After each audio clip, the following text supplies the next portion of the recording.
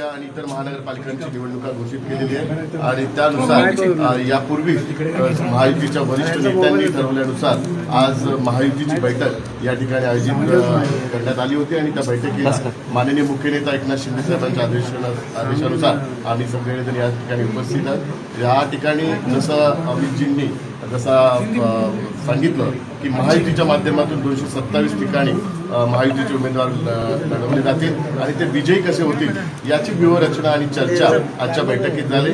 आजचा फॉर्म्युला हाच आहे की 150 पेक्षा जास्त जागा जिंकून महायुतीचा महापौर बसवायचा हा एक महत्त्वाचा फॉर्म्युला आम्ही सर्वांनी ठरवला आणि महायुतीच्या माध्यमातून कुठल्याही परिस्थितीत मुंबईवर महायुतीचाच भगवा फडकेल आणि महायुतीचाच महापौर बसेल या संदर्भातली चांगली चर्चा आज महायुतीच्या माध्यमातून झालेली।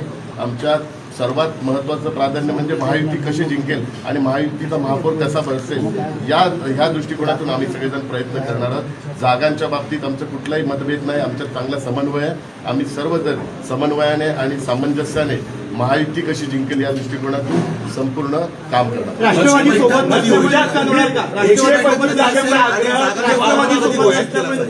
नाही, जशी भारतीय जनता पार्टीची जी भूमिका आहे की नवाब मलिक यांचं नेतृत्व मान्य, आम्ही पण नवाब मलिक यांचं नेतृत्व मान्य करत नाही आणि आम्ही विधानसभेच्या निवडणुकीच्या वेळी जी भारतीय जनता पार्टीची जी भूमिका आहे तीच भूमिका आम्ही स्पष्ट केली होती। त्यामुळे तीच भूमिका ठेवून नवाब मलिक जर मुंबईचं नेतृत्व करत असेल तर आम्ही कुठल्याही परिस्थितीत राष्ट्रवादीची बरोबर युती करणार नाहीये। जी भारतीय जनता पार्टीची जी भूमिका असेल तीच भूमिका आमची असणार आहे आणि आम्ही महायुतीच्या माध्यमातून मुंबईचा महापौर कुठल्याही परिस्थितीत या ठिकाणी मराठी महापौर त्या ठिकाणी आम्ही बसवणार।